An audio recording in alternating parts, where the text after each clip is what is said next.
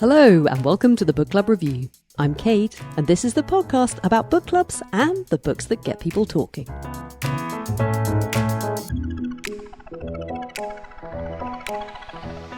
In our unceasing search for the best book club books, we at the Book Club Review podcast don't like to limit ourselves only to fiction.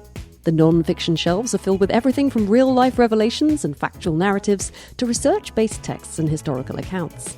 The only problem? There's a lot to choose from. Luckily, I've an expert on hand to guide us through it. Tom Rowley worked in journalism for 10 years before giving it all up to found his independent bookshop, Backstory. With his love of reportage and strong writing, establishing a monthly non-fiction book club was a natural fit. Of course, you'll also find a huge range of fiction in his shop, as well as good coffee, fine wines, and the latest issue of the Backstory magazine, which Tom describes as the antidote to weighty literary journals, a colourful, zippy, and occasionally provocative celebration of books and bookshops. With so many exciting things to talk about, it was hard to know where to start, and I found myself reverting to what, as a British person, not wanting to seem like a walking cliché, I generally try to avoid: the weather. There's a rainy day, grey London streets. I have all of a North Londoner's fear and trepidation about heading south of the river, which is a very big psychological divide for Londoners, even though it is just a half hour, practically door to door from my house to here. Anyway, here I am. You made it. I did, and to come in from all of that greyness to this lovely, warm, inviting bookstore is such a pleasure. It's actually quite a strong colour scheme when you walk in. You chose a very particular shade of blue. It's a real sort of electric blue, and our bar stools are bright yellow. I chose it as a deliberate contrast to that traditional bookshop, the world of William Morris, if you like. Everything's wood panelled and all of that. I wanted something clean and modern that looks fun and that people want to spend time in, as well as just come there for a book or two. Now, I have very special, slightly proprietorial feelings about Backstory, because this is the only bookshop in the world that has my name on the wall, which is very exciting. The reason for that is because when you first set up the bookstore, one of the things you did was you ran a crowdfunding campaign. So tell us a bit about that story and how you went from journalism to running your own bookshop. It was totally mad. I had always absolutely loved lurking in any kind of bookshop. Was one of those people who couldn't go on holiday, couldn't spend a rainy Sunday without walking along a high street, and as soon as I saw a bookshop, I just had to go in. Couldn't go into a bookshop without not only buying one book, but 5 or 6 of them. And I always, long before I had my own bookshop, my bookcase at home was 60% books that I'd purchased on a whim that I probably would never ever realistically get round to reading, but I just somehow had to own. I'm a sort of magpie, and I see a book and it sounds fascinating, and so I need to have it right now, and it needs to be on my shelf. So I always had this mad pipe dream, like a lot of people. I think it's quite relatable to think, oh, maybe one day I'll open a bookshop. Wouldn't it be fun to have a bookshop of my own? But I'd taken it no more seriously than that until along came the lockdown, and I suppose like lots of people, it was a good time to slightly reevaluate your life. I had been by then a national newspaper journalist for a decade, and that was enormous fun, but it also involved hopping on a plane or a train most weeks, going here, there and everywhere, which was great fun. But I think COVID presented me with an alternative lifestyle that I discovered I actually quite enjoyed: hanging out on my own doorstep, discovering my local community, feeling rooted. And it was a slow collision of those two thoughts. Wouldn't it be nice if my life was a bit more rooted with... I have always had this idea that it would be cool to run a bookshop. And then I think I just went a bit mad and decided to actually do it. Against everyone's advice. All of my friends thought I was totally mad. My parents both told me absolutely not do this. It's a good way to lose a lot of money. But I thought it would be fun.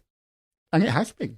You were prepared to take the risk. And from the very beginning, I know connecting with the local community was important to you. Before you'd ever found the bricks and mortar store, you started selling books on the market, didn't you? Yeah, that's right. It was a great idea of a friend of mine who realised that having quit my job, it would be months and months until I could open a bricks and mortar shop.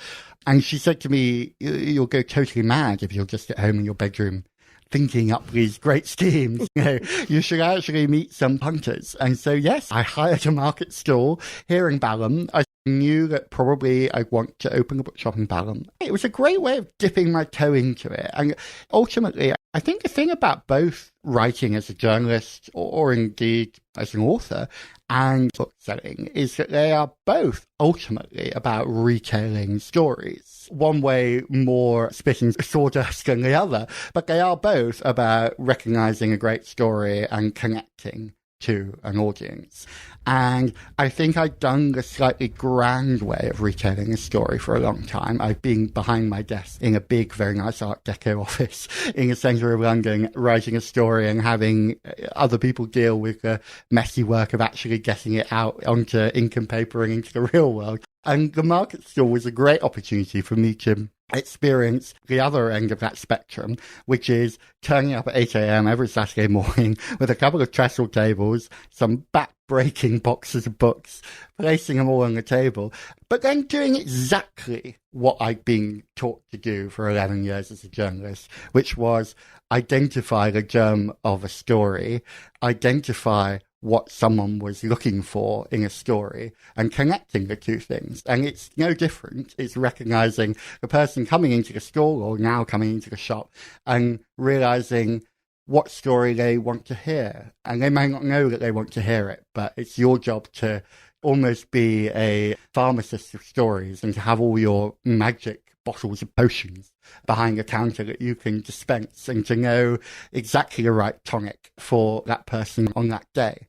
You're edging towards 2 years now. When you come in, it feels incredibly well established and almost like it's always been here. But obviously, you've been learning as you go along. I know from your newsletter that you write every week, you're great at also being quite honest about the nuts and bolts of what goes on behind the scenes and things you're learning as you go, which I love. It's really fascinating. I was going to ask you two questions. What you love about it so much, and if there's anything that has surprised you?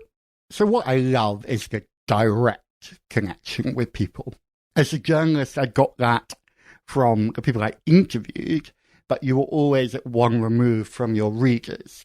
If someone really loved the story, they might very occasionally post a tweet about it or something, but you never got to really talk to them and to talk about the story. Whereas every day I see the great British public in all of its manifest diversity. And most of the time it's a joy. But even when it's not a joy, it's very good fun. And I think you really need a sense of humour to work in retail. And fortunately I have one. And fortunately all of my brilliant team of 5 booksellers do. And there are some quirky customers. There are some amusing things that arise from time to time. And I just love that. I love the fact that it's this great ongoing rolling social experiment. And that's really fun. In terms of things that have surprised me, I think they are mainly to do with the back office side of things. It surprised me how much I've enjoyed grappling with numbers and business side of things. I would try to avoid spreadsheets wherever possible in my former life, whereas I now quite enjoy tinkering with them and working out how to make things work. And I think that bookshops operate on slim margins. Obviously, any independent business is a tough time for businesses and for the high street in general. And so you really do need to run quite a tight ship in order just to make a profit. It's certainly not about making my millions. I worried that I would find that really stressful and difficult, whereas I actually find it really fun. And I find it fun to have conversations with publishers where you're talking about, we're getting behind this book. How are you going to help us get behind that book? That kind of thing. That's been quite eye-opening and enjoyable. It's often the way in life, isn't it? That things that we think are going to be difficult or that we're not going to enjoy them, when we actually start doing them, sometimes they can surprise us. Right. It's one thing to put your faith in a bricks and mortar store at a time when, as you say, retail is challenging. It's another to double down on that and go for a print magazine. Yes. I suppose to readers, it doesn't seem so crazy. We love print. We love to turn pages. We love words on the page. So perhaps it's not so surprising to me that you've done this. And I love that you have. So you've launched the Backstory magazine. This is actually the second issue that I'm holding in my hands, which has got that wonderful smell of ink and print, which is quite intoxicating. So tell us a little bit about the magazine and what you were thinking to do with that. We did a pilot issue last October, which we produced really just for fun, apart from anything else. And we asked some of our favourite authors to write for it, and we had a lot of fun putting it together. But it turned out it resonated with a whole bunch of people, and we sold just under 1,000 copies of that from our bookshop alone. And so it suddenly occurred to me that maybe if we could persuade the great people of Balham to read it, then maybe there were readers elsewhere. I don't know about you, but I've always sometimes found that books, magazines, and in particular literary journals can be quite intimidating, and I would read an article or two from them, but would often come away from them feeling a lot less clever than I went into them, and feeling like perhaps I didn't belong in this group of extremely erudite people who were contributing to this publication. And there'd be page after page of reviews, and it would all be quite heavy. And I thought there was space for a books magazine that was zippy and lively and fun, and that was really the print incarnation of what we try to do in the bookshop, which is to throw a bunch of people together, to have lively conversations, to talk about books without being highbrow and intimidating about that, and to share that collective joy.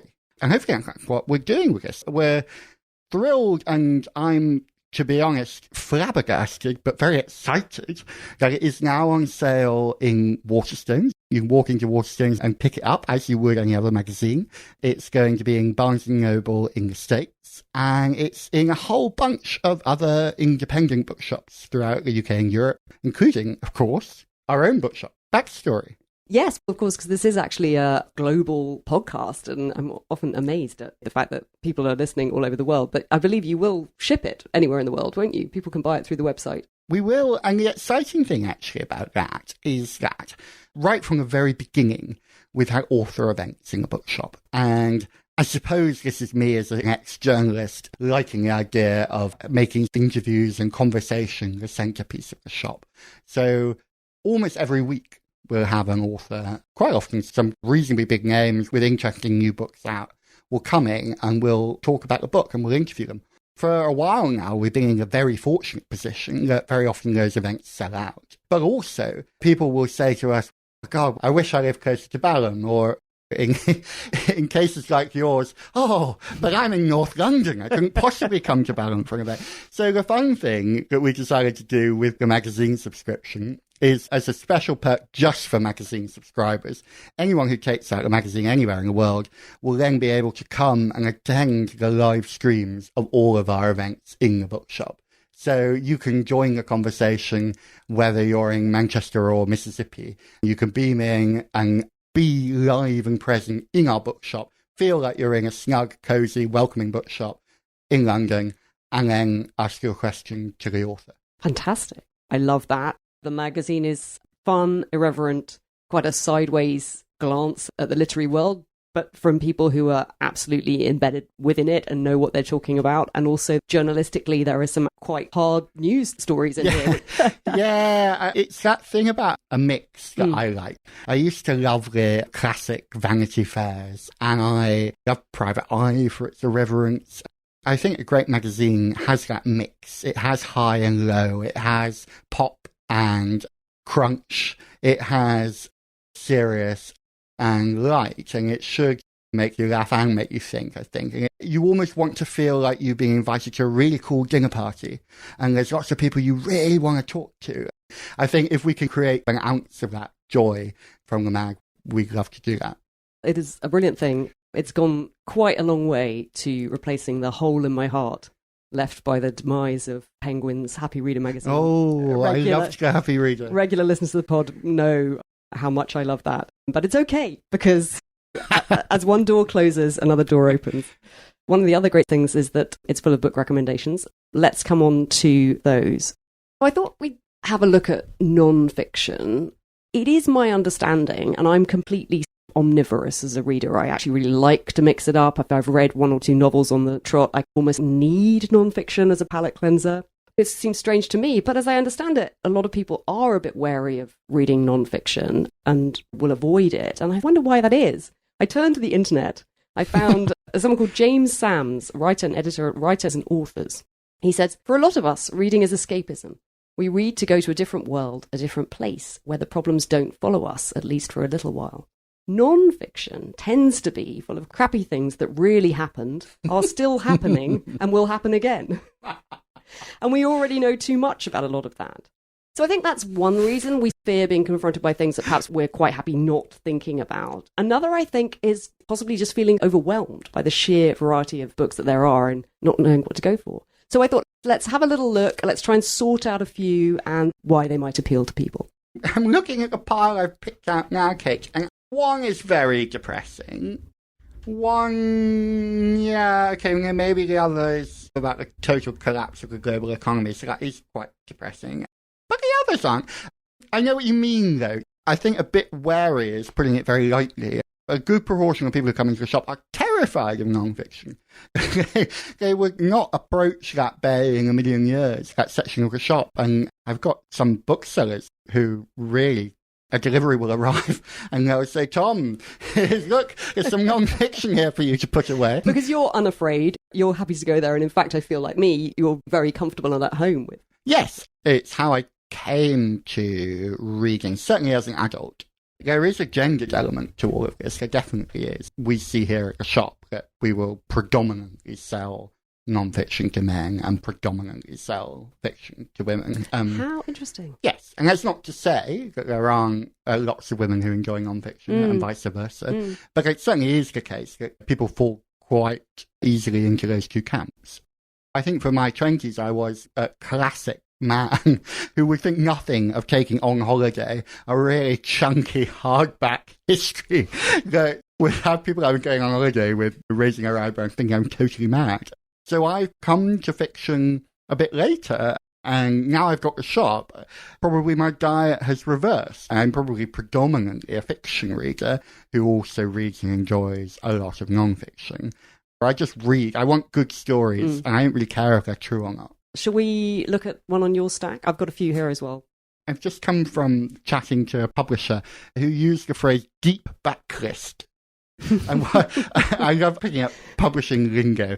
I asked her to define that, and she said any book that was published more than 5 years ago she would consider deep backlist, i.e. they're not still really talking about it. We can still talk about it, and this is deep backlist. This is My War Gone By, I Miss It So, by Anthony Lloyd, which was published in 1999. It's a brilliant book, and it has not aged one bit. He is the war correspondent of the Times, and this is his account of covering his first ever war, which was in Bosnia, in the horrors of the breakup of the Balkans in the 1990s. But while he's out there, he's grappling with his own demons, his heroin addiction, and he ends up, I think, as a lot of war journalists do, with another addiction, which is to conflict and to being really glued to the latest disasters. But it's not like a sort of bang book all about that. It's the most beautifully written book about humankind and the terrible things that it can do to each other, and about his own demons and confronting them while figuring out everyone else's. It's gorgeous, and certainly anyone who's at all interested in journalism or foreign policy or anything like that, I think would love to read this book. That sounds great. I never heard of it. So interesting, isn't it, that idea of 5 years being deep backlist? Yes. Because my theory about books is it takes so long to read a book, and for enough people to have read it, for it to filter through. And that's why sometimes we hear about books that have had this, what we call word of mouth build. And it's always slow. 2 or 3 years down the line, suddenly everyone's saying, oh gosh, this book is doing so well. But that's how long it takes for enough people to have come across the book, to have read the book, to have thought about it, to have recommended it, and for enough people to have discovered it that suddenly it becomes a book that people know about. 5 years seems to me just on the cusp of when I'd expect that to be happening. So maybe that's what we're doing now. We're going to catapult Anthony Lloyd's book back. It deserves to be read. It's interesting as well, we're using non-fiction as a term, but of course, within non-fiction, there are so many different genres. I find I'm often very drawn now to memoir and biography. I'm fascinated by people and reading about their lives. I wonder what category this would fall into. It's a book I really enjoyed when I read it. It's called Fool by John Preston. I read it because I had watched, but not read, there is a book, but I had watched a program called The Dig, which is a very gentle story about the man who discovered the remains at Sutton Hoo, probably Britain's, perhaps apart from Stonehenge, most famous archaeological treasure. And it's the story of a man who was not considered to be a professional archaeologist by any of the academic establishment. He worked with the lady who owned the land. She brought him in. And it's just a wonderful story of how this archaeological treasure was uncovered. I loved that, but I was curious when I saw it was based on a book. Me being me, I didn't naturally then read that book. I was like, oh, I must read something else by this author. And I saw that this book, Fool, which is about, it's got subtitled The Mystery of Robert Maxwell, Biography of the Media Magnate, by turns engrossing, amusing and appalling Robert Harris, Sunday Times. I love narrative nonfiction. I love nonfiction where it's really, as you say, telling a story, but in this case, an absolute page-turning. Isn't it amazing? I love that you picked it. I love that book. Isn't it great? And you can't quite believe, especially when you've got some knowledge of a lot of the things, like maybe we remember Maxwell or we might have heard of some of the figures. And of course, because he was a media baron, this is full of people that you've heard of and the stories. And it's almost like you're finally getting the story of what was really going on behind the scenes.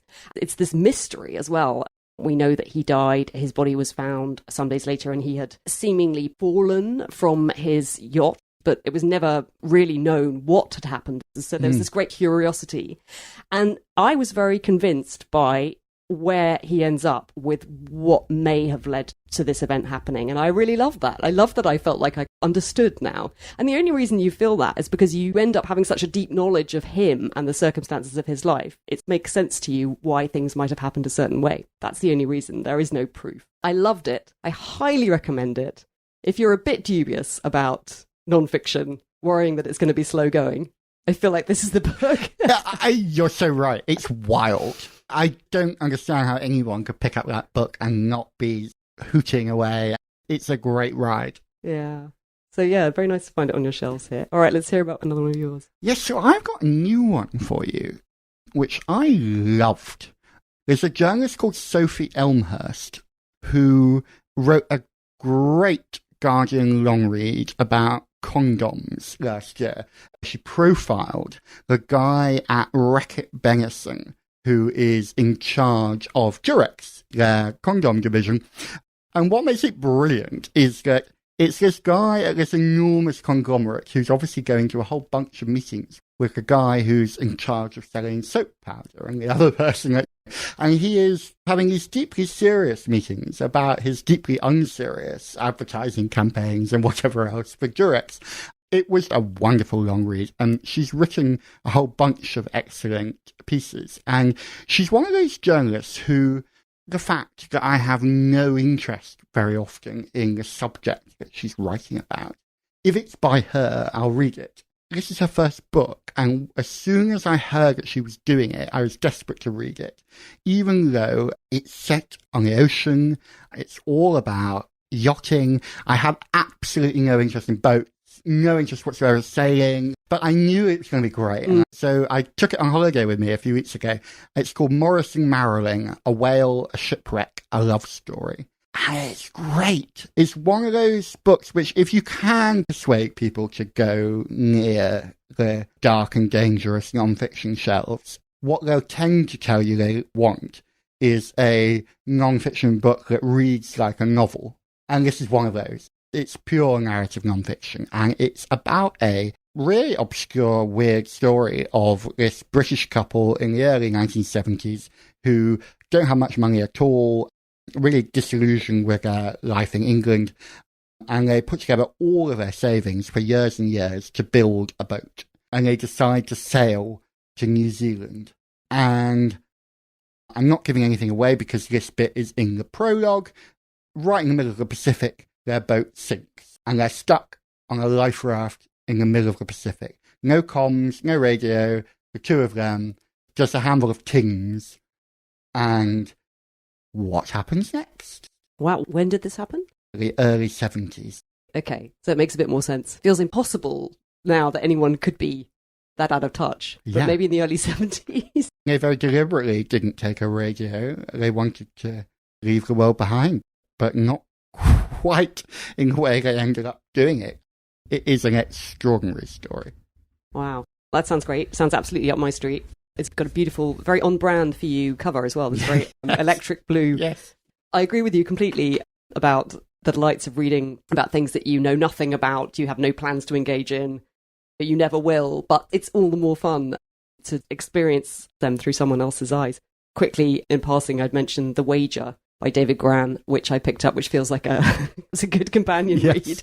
Although this is, for lovers of historical fiction, this is set in the middle of the 18th century. A ramshackle vessel of patched-together wood and cloth washes up on the coast of Brazil. Inside are 30 emaciated men, barely alive, survivors from The Wager, a British vessel wrecked while on a secret mission to raid a Spanish treasure-filled galleon. They have an extraordinary tale to tell.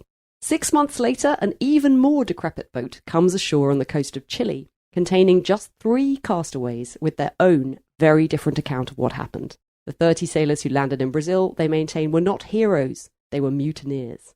As accusations of treachery and murder fly, who is telling the truth? The stakes are life and death. I haven't read this book. I have read a section of this book, and I read it standing in a bookshop where I picked it up, just dipped in, as I often do, just to try a little sample. Couldn't move. I was so compelled by what I was reading. I love anything that's got some really good, juicy psychological drama in it. It's always great. And I think he's a very good example of someone who does meticulous research, but wears that quite lightly, so you don't get bogged down in it when you're reading a story. He just, as I say, I haven't read this yet, but a friend cited this as her favourite book she read in 2023. But I think that's a good point, because I think that brings me to what I think is the other problem with non-fiction. Yes, it's that people don't want to be confronted with the real world, but I think it's also that a lot of non-fiction, it's just death by fact. There's so much non-fiction that is simply one statistic after another. It basically reads like a slightly bolted together, extremely long Wikipedia article.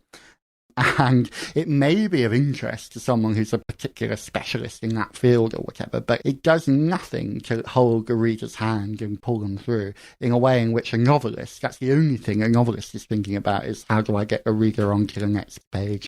So I think that's why someone like David Grann is so brilliant when they come along, because they are applying the same tricks of the trade that novelists have to the skill of telling a true story. I'm just trying to think the name of my other absolute favourite historical guy.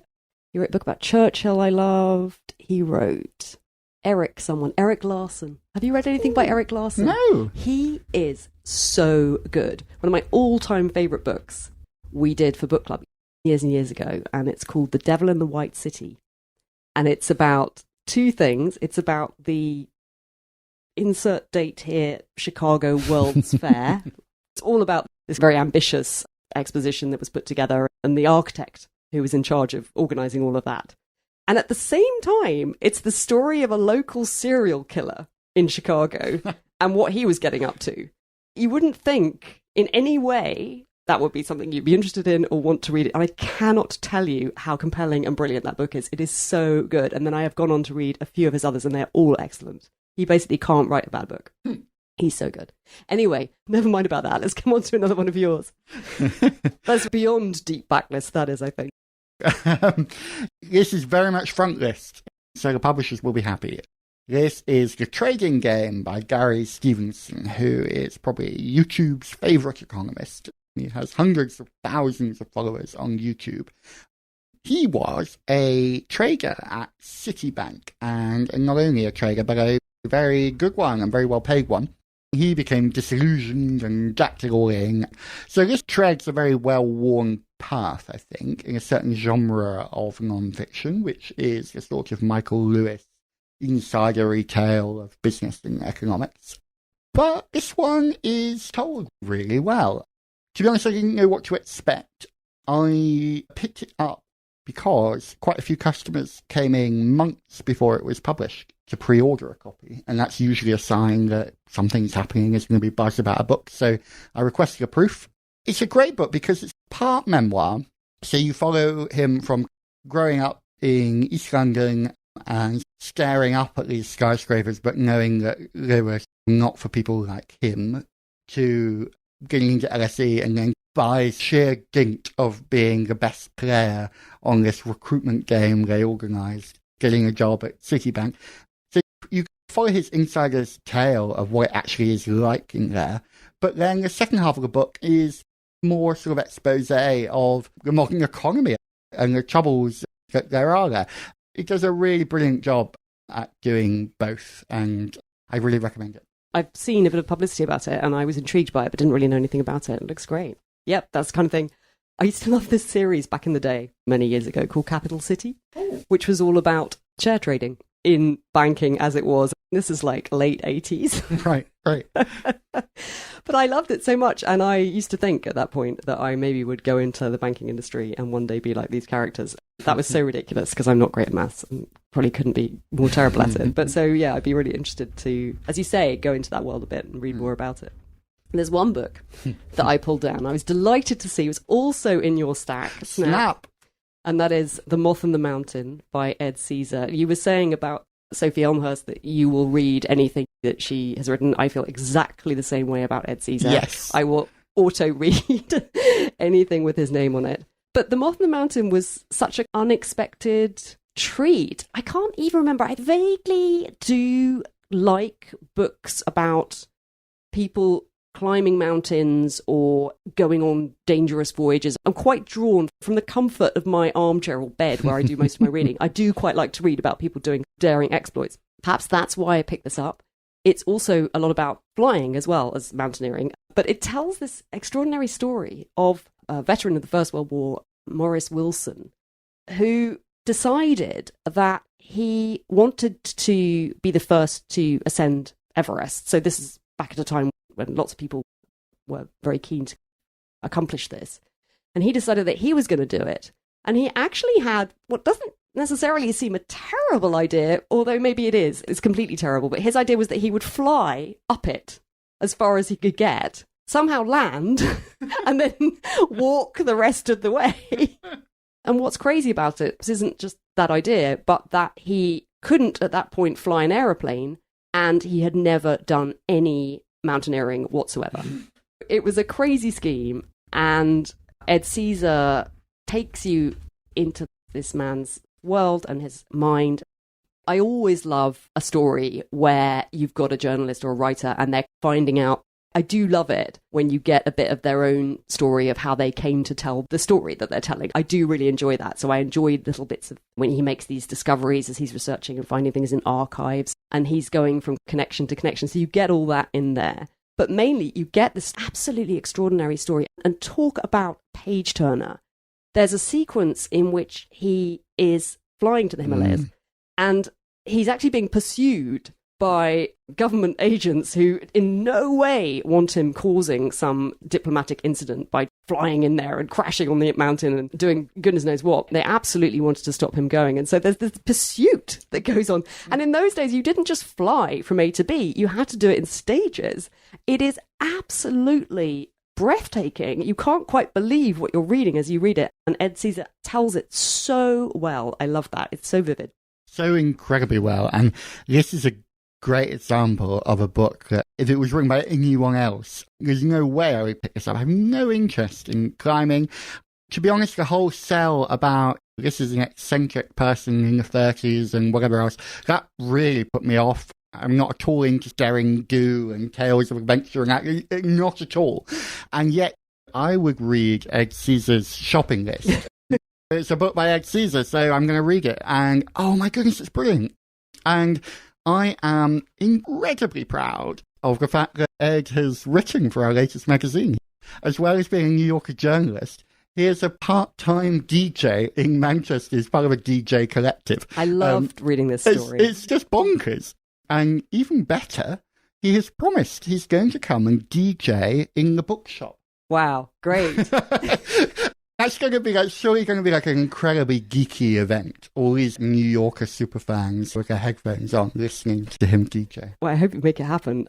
I was very inspired by Ed Caesar's story. I think he said that he and his wife, almost as a birthday present or something, they basically went and did a course in DJing. And then they played with it a bit and she lost interest, but his interest grew and grew, really deepened. And I love that.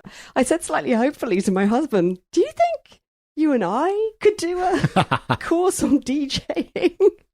He laughed at me. He gave me a long look and said that he didn't think he had anything to learn about the art of DJing because, frankly, he's been mixing records since I don't know when. So anyway, that didn't go very far. I was just thinking as we were talking about these books and the way these stories come to life, on my way here, I was finishing off a book I've been rereading recently. It's called The Possessed, Adventures with Russian Books and the People Who Read Them by Elif Batuman.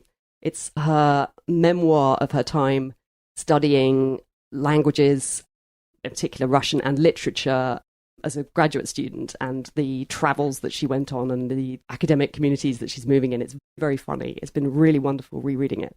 I was just reading this line that stood out for me as I came here on the tube, the curiosity and empathy engendered by love.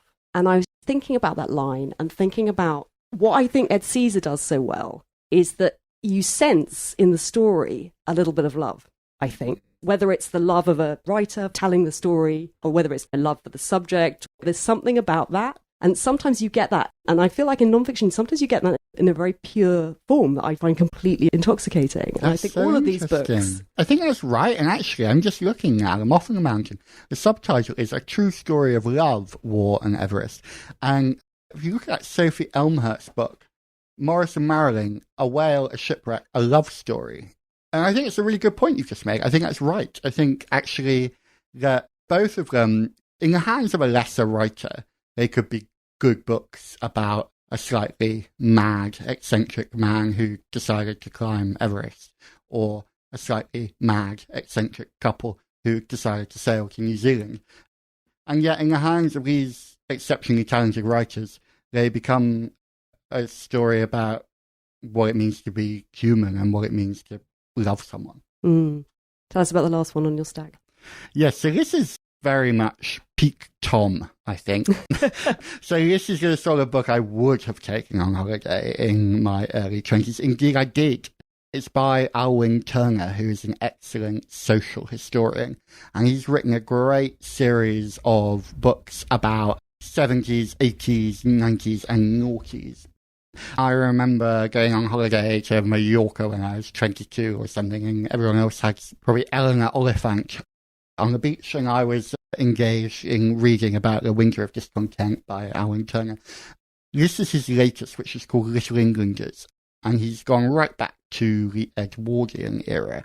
What I love about this is I really love historians who are able to go from Downing Street to Market Street, and from what was in the pop charts to what was the bill going through the House of Commons that week, and who treat it all as if it's equally significant, because in all of our lives it is equally significant. We don't make a great deal of distinction in our lives between what's going on in our relationships and what we're going to spend the weekend doing and what we read about that's being discussed in Parliament. And so it's weird when historians insist that only one of those things matters. So he does a great job at both, and it illuminates the era of music hall. There's this wonderful discussion of the fat boy of Peckham on the music hall stage. They basically insisted that they had more and more peculiar, ordinary people were paraded for money at music halls. And this very unfortunate young chap was enormous. And his act was simply coming on, being the fat boy of Peckham, being cheered by the music hall audience, and then going off and going straight to another music hall in London and doing exactly the same thing. He became quite rich off this. I think his parents probably became quite rich off it. I like that. I like the colour of it. But also, the thing I like about history is that often it puts the present in perspective. We can get very caught up in the idea that things are happening now and they've never happened before. And very often that's not the case. And one thing that I think we're currently probably a bit guilty of thinking is unique to our era is the culture wars. And it very much isn't. One episode in this book illustrates that really well, which is the episode of the Brown Dog riots in Battersea, just down the road from the bookshop. In the late 1800s, very early 1900s, there was a lot of controversy over animal testing. And this statue of a brown dog was paid for by anti-vivisectionists who were complaining about this and making a whole fuss about tests being carried out on dogs. There was a riot instigated by medical students, would you believe it, who came and tried to protest about the statue being put up, and they wanted the statue torn down. And eventually, the council, after years of this going on, did remove the statue because it was just too much fuss. So the idea that we're only now arguing about whether statues should or should not be toppled is a myth that has itself been toppled by Alwyn Turner. And this is a book I would heartily recommend. That sounds fascinating. It's true, from the cover, which has this grey sea of faces in an old black and white photo, lots of Edwardian hats. I wouldn't rush to pick it up. But that is why we need these recommendations. Alwyn Turner is a wonderful raconteur of historical eras. This is history written from below and above and all milieus in between. Simon Cooper. You've got not one but two book clubs in the shop. You've got your non-fiction book club and you also have a fiction book club. What are you reading currently for both of those? We're very excited to be talking to Tania Branigan about Red Memory. She covers China for The Guardian, and it's all about the Cultural Revolution. So I'm very excited to be reading that. One of the things I love about the non-fiction book club is immersing myself in periods of history or in themes that I know nothing about, and having a quick crash course in them by some of the most preeminent experts or best writers on that topic in the world, and then amazingly getting the opportunity to go into their front rooms or their studies via Zoom and actually talk to them about it. For the fiction book club, we have a really big one coming up, which is Michael Magee talking about Close to Home. Rightly, that novel has been shortlisted for or won a whole bunch of prizes, and we're really excited to be talking to him. That sounds great. And just so we know that you're not exclusively a non-fiction man, have you got a fiction recommendation for us there? I do. It is what I am quietly backing as the book of the summer. I think it's going to be big, and if it's not big, it deserves to be big. It's called The Safekeep by Yael van der Wouden, and it's set in the early 1960s in Holland, but not in liberal Amsterdam, in conservative rural Holland. And it is suffocating and sweltering and claustrophobic and sexy and brilliant. It is about a woman in her early 20s who is still living in a family home, but now all alone. Parents have died, her two siblings have moved out, and she is the self-appointed custodian of not only the family home, but also, if you like, family values. This is upended slightly when one of her brothers has to go away for work, and he says he's arranged for his girlfriend to come and stay at the family house while he's away. Now, the protagonist is initially very reluctant for this to happen, but as time goes by, they grow closer together, and then something big happens. And I shan't say any more, but it is so good. It's a debut novel, and it's brilliant. You've got to read it. Fantastic. I had not heard of that, so I'm happy to know about it. Thank you for telling us. And yeah, speaking of love, I have absolutely loved being able to come here and hang out in person and to hear about all these wonderful books. Good luck with the magazine, good luck with the book club, and let's hope Backstory continues to go from strength to strength. Thank you so much. It's been lovely talking. I shouldn't say let's hope. It will go from strength to strength. I have no doubt. That's nearly it for this episode. Books mentioned were My War Gone By, I Miss It So by Anthony Lloyd, The Dig and Fall, The Mystery of Robert Maxwell by John Preston, Maurice and Marilyn by Sophie Elmhurst, The Wager by David Grann, The Devil in the White City by Erik Larson, The Trading Game by Gary Stevenson, The Moth and the Mountain by Ed Caesar, The Possessed by Elif Batuman, Little Englanders by Alwyn Turner, Red Memory by Tania Branigan, and The Safe Keep by Yael van der Wouden. If you're not able to get there in person, you can visit Backstory online at www.backstory.london. And you can buy your copy of the Backstory magazine there and subscribe for future issues. You can also look out for it in the real world at branches of Waterstones or Barnes & Noble in the US. It's really great, trust me, you'll enjoy it. This episode of the Book Club Review podcast was edited and produced here in London by me, Kate Slotover. If you'd like to get more from the Book Club Review and also support the pod and help me make more shows, you can sign up to our Patreon account. For a small monthly amount, you'll get extra episodes and a weekly newsletter themed around book recommendations. At the higher tier, you can join our podcast book club. We're currently reading Cahokia Jazz, the new novel from Francis Spufford, whose previous books, Golden Hill and Light Perpetual, we've loved discussing on the show. I would love to read and discuss this latest one with you.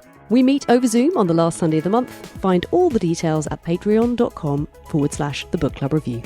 More generally, you can keep an eye on what we're up to on Instagram and threads at Book Club Review Podcast, or get in touch direct at thebookclubreview@gmail.com.